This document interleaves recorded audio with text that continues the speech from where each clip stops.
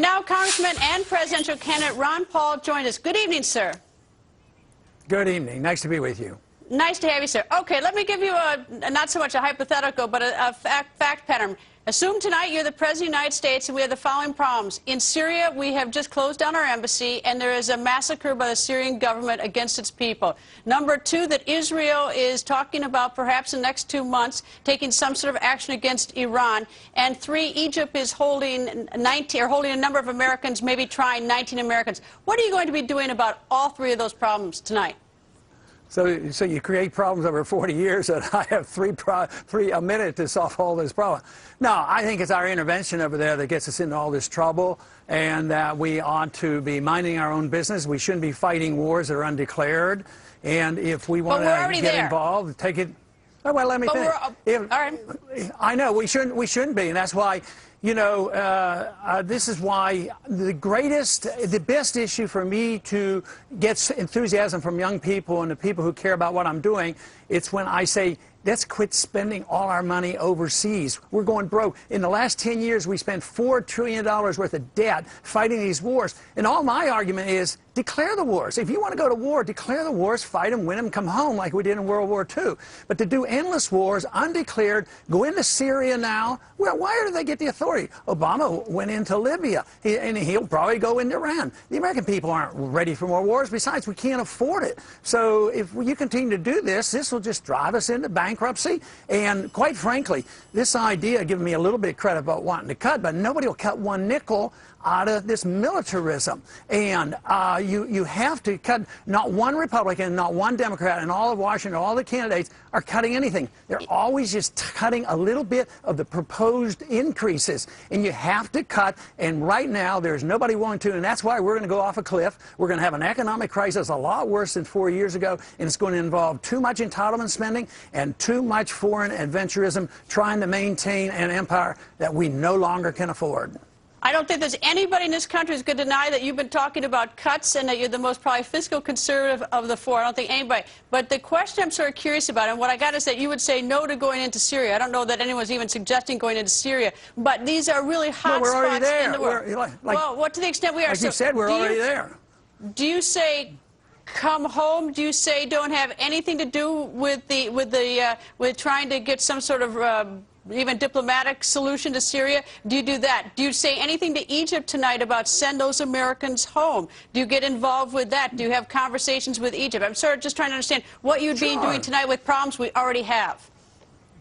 Sure, you follow diplomacy. Kennedy did that with Khrushchev at the height of the Cold War when they were in Cuba. So, no, yes, you definitely do talk to people. But I'm looking at the foolhardiness of what we've been doing for 30 or 40 years. How many billions, tens, probably $40 to $50 billion we gave Egypt. Finally, the people got restless with the dictator we had propped up there. Now we have a government in Egypt that's anti-Israel. It doesn't help us, it bankrupts us, and it hurts Israel. And now the conditions are breaking down in that area. And now we're saying, well, we're going to put sanctions on Iran. Who's it going to hurt? Eastern Europe, our allies that we put into NATO, as well as Turkey. And it makes no sense whatsoever to think that we can continue to do this, spend this money, get involved. George Bush in 1970 ran on a program of a humble foreign policy, no nation building, and don't be the policeman of the world. And the Republicans elected him. The country loved him. But now I talk about it, and you think, oh, he's un-American. All I'm doing is talking about what George Bush talked about in the year 2000, what the founders talked about, and what the Constitution authorizes for us. And I think that's sort of looking at sort of like how we got there or our problems. I'm trying to think how we get out of our problems and what do we do with the existing problems we have. Are you saying, and tell me if I'm wrong, that the sanctions, the President Obama just signed an executive order yesterday, but the sanctions against Iran is not something that you would endorse or encourage because of the financial ramifications? Absolutely not. I voted against them, and I think they're terrible.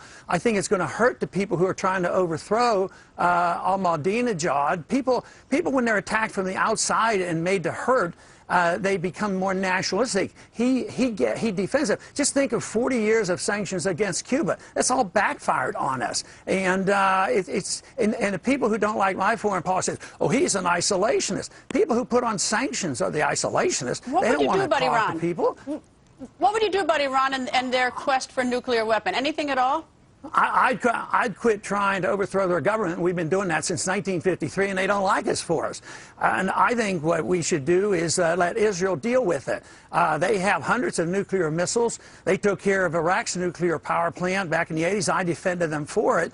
But to restrain Israel and take over their sovereignty by giving them money, then they can't defend their borders and they can't develop their peace treaties. So we're really hurting Israel, inadvertently, of course, by doing this. But even Israel, the head of the Mossad, said even if Iran gets a nuclear missile, it's not an existential threat to Israel. And there's a lot of discussion going on in Israel. This idea that we have to automatically go to war and start a war against Iran, it's crazy. I mean, this is foolish. We're broke. We're broke. So a war with Iran makes no sense whatsoever, and that is what's coming if we don't change our way. I know it's a horrible thing to give you a minute to answer a serious question, but what would you do about the 19 Americans who are facing trial in Egypt? What, if anything? I would have done a long time ago. I wouldn't have propped up a dictator and then encouraged the overthrow. No, you got to do it. You got to work diplomatically and try to get them out of there the best you can. We have some responsibilities, but there's going to be a lot more of that because this is a consequence of a flawed policy, a reaction to us. It's blowback, and our people suffer the consequences from it. Is it? I sort of think it's sort of like, you know, hard to sort of back out of situations too abruptly, but in terms of, you know, our foreign policy, do we ease out of it, or do we just one day all of a sudden wake up and back out of it, according to you?